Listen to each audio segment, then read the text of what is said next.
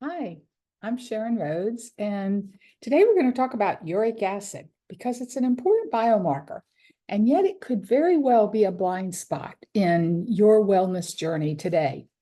Now, uric acid is usually associated with gout and or kidney stones, and that's not wrong, but we're learning that it affects far more in our bodies than just those two things. So, savvy healthcare professionals are now saying that uric acid values belong with other commonly measured biomarkers of health, like blood glucose and blood pressure and body weight and triglycerides, and the ratio of good to bad cholesterol. So, let's just dive in. But first, I want to just remind everyone that I'm not a doctor. I'm not a medical professional. I'm not here to diagnose, treat, or prescribe. That's not why we're here. We're here to educate and empower you so that you can make better informed healthcare decisions for things that work for you. Now, I just use the term biomarker. What is a biomarker? Well, it's an objective measure. It captures what's happening in a cell or in an organism in your body at a given moment. It's a sign of a normal or abnormal process, condition, or disease. It can inform how well the body responds, and it's an empowering tool for insight into our wellness. So, this is about uric acid. What is uric acid? Well, it's a normal body waste product. It's created by our bodies when the body breaks down something called purines. Now, purines are organic compounds found in living cells. They're used to make the building blocks of DNA and RNA, and about 2/3 of them are produced naturally by the body.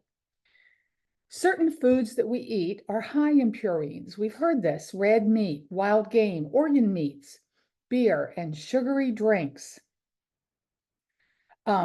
Sugar. Let's talk about fructose. Whatever you want to call it, sugar is added to about 74% of the foods and beverages in the United States.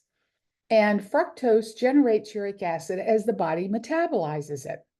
So even moderate consumption of fructose can have a monumental impact on our overall health. Anything that has to do with tissue or cellular breakdown will raise uric acid levels. So when we increase the intake of purines in our foods and fructose in our drinks and beverages and foods, we also increase our uric acid levels. Now, like I said, uric acid is often associated with gout or kidney stones, which are symptoms, signs and symptoms of high uric acid level. However, there's more to this story that we're finding out. High uric acid levels can produce so much more than just gout or kidney stones, as bad as they are. An estimated 21% of people in the United States are walking around with elevated uric acid levels, and they don't even know it. That's about 1 in 5 of us. And the reason they don't know it is because they don't have those two symptoms, the gout or the kidney stones. And so they're not being checked. Their uric acid levels often are not being checked. So what do high uric acid levels lead to? Obesity, insulin resistance, diabetes, non-alcoholic fatty liver disease, hypertension, coronary artery disease, stroke, neurological disorders, including Alzheimer's, and premature death. Now, the optimal amount for our uric acid levels should be 5.5. That's the newest opinion by healthcare professionals, and many of them today still will give you a higher amount. If they're checking it at all, if it's 6 or 7, they'll say, oh, it's not too bad. We want to keep our uric acid levels at or below 5.5. Now, here's the good news. You can lower your uric acid levels with lifestyle adjustments. Here are 5 acid-lowering supplements that you need to be aware of. The first is quercetin. Now, it's found in apples, berries, onions, cherry tomatoes, and broccoli. It's an important dietary polyphenol, and it's an antioxidant, an anti-inflammatory, and it helps control the mitochondrial processes, those things that happen in the center part of the cells.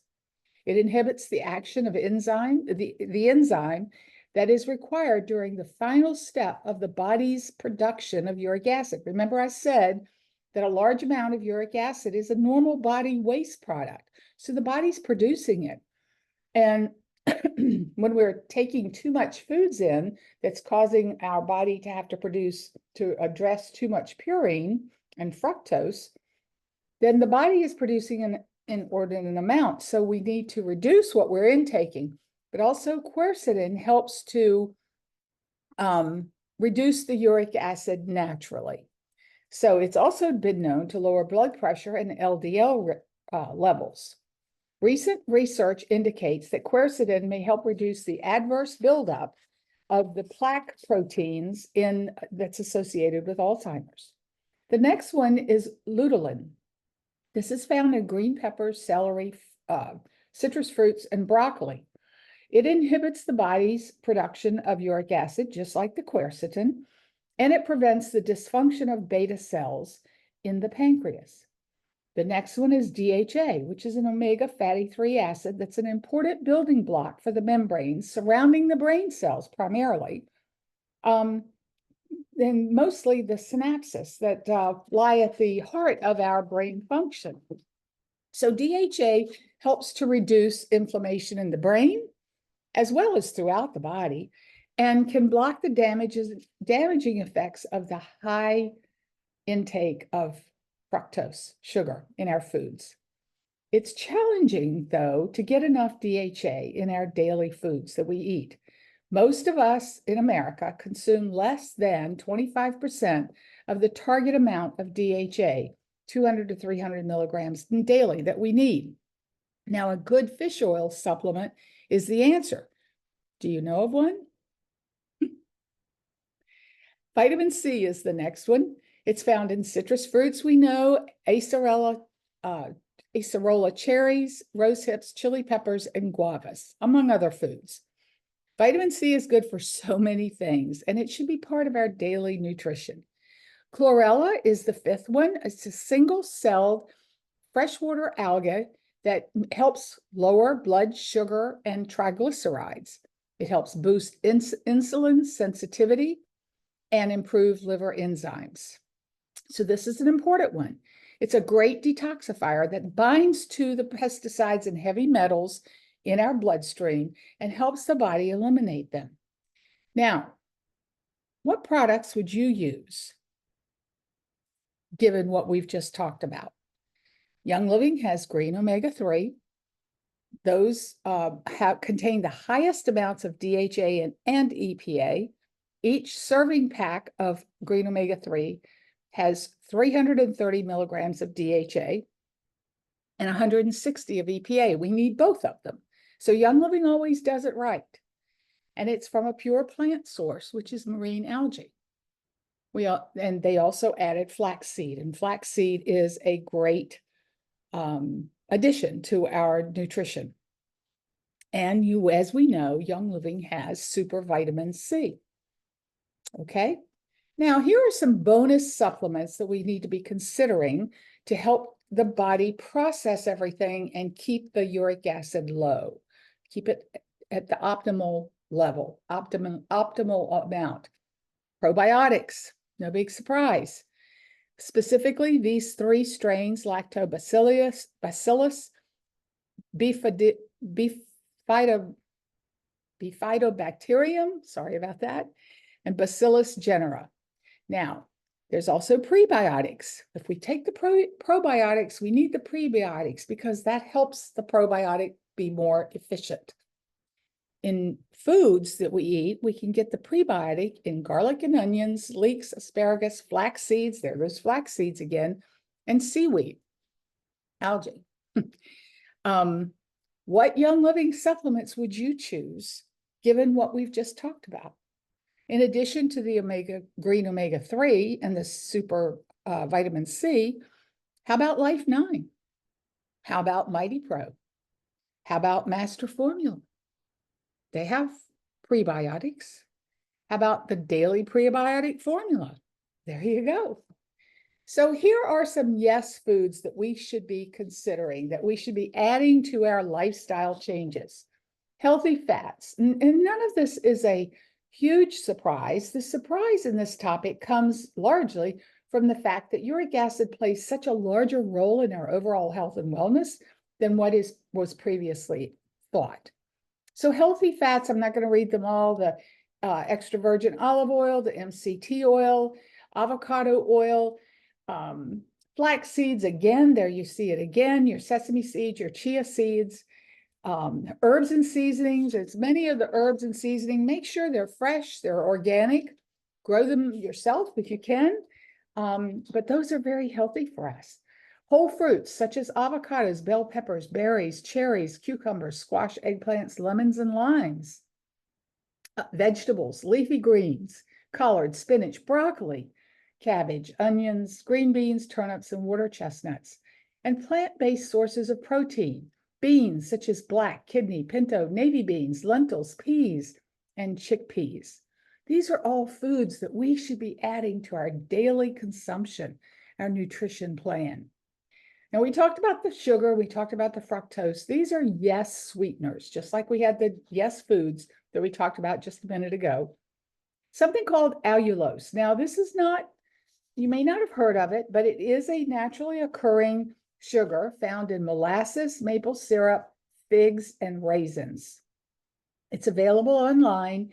Just make sure that you're getting organic allulose with 0 carbs.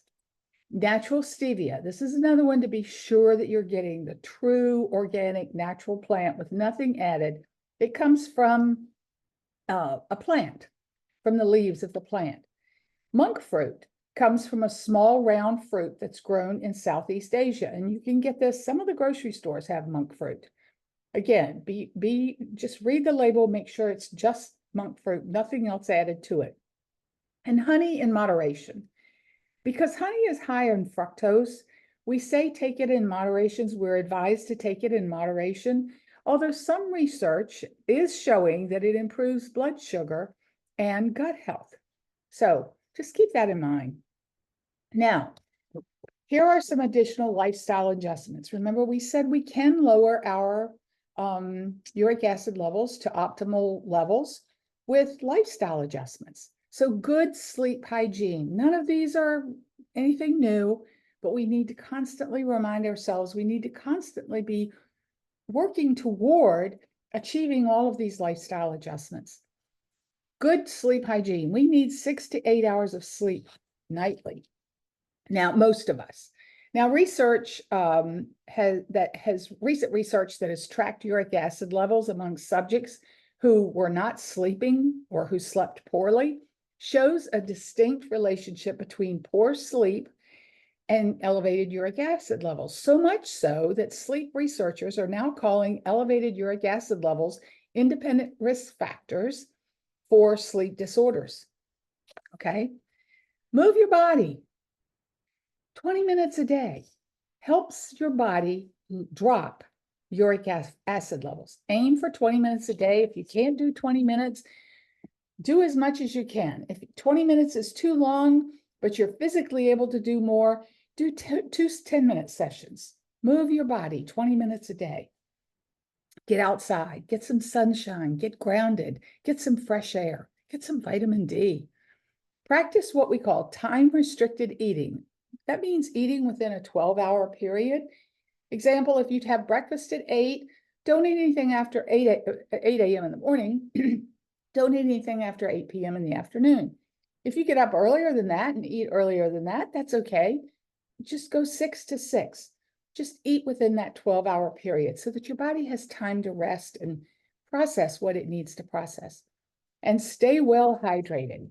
Drink half of your body weight in ounces in water every single day. Make sure it's filtered water, good, clean, pure water, not bottled water out of plastic. Here's the bottom line. Knowledge is power. This is a huge piece of knowledge about an indicator a factor that contributes to our overall health and wellness. You can lower your uric acid levels with healthy lifestyle adjustments. Incremental changes, small steps, but consistently mean better health. Thank you for watching. If you have any questions, let me know. Until next time, remember to take time for you because you deserve it. And be sure when you get your next wellness assessment that you ask for your uric acid levels to be checked. Okay? Have a great day. Bye.